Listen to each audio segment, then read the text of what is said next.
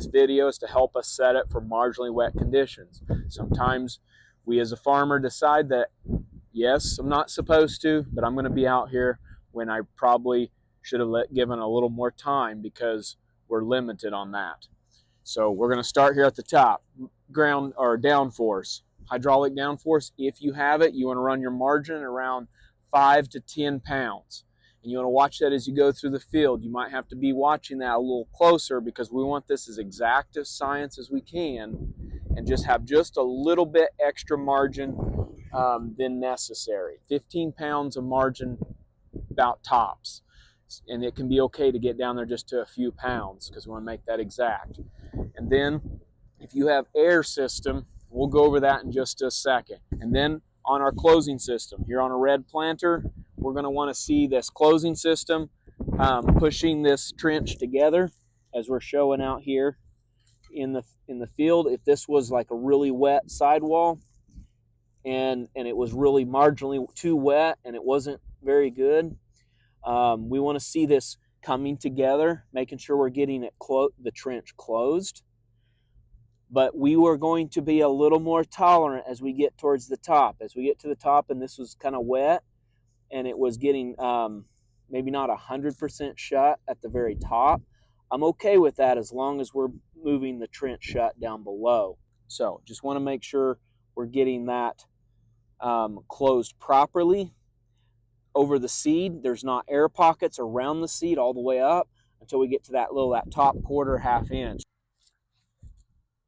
Setting the air system for marginally wet conditions, we're probably going to see something somewhere around the 30 pounds, 50 to 100 pounds of actual downforce to make this happen.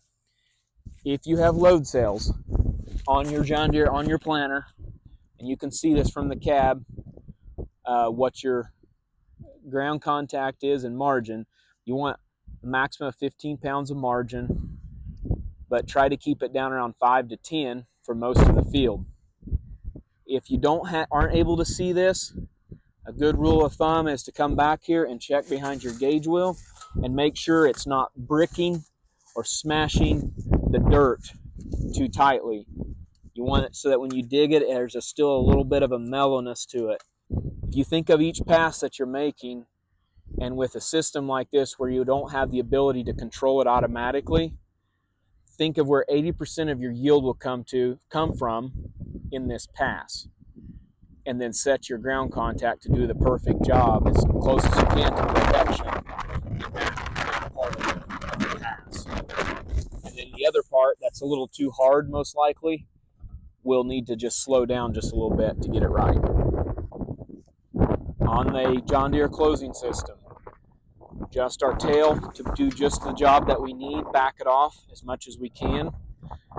Make sure that you have the right amount of spacers between the wheel and the tail so that your wheel is parked over the seed trench properly, not too far away from it, but not on top of the trench itself, just on top of the walls.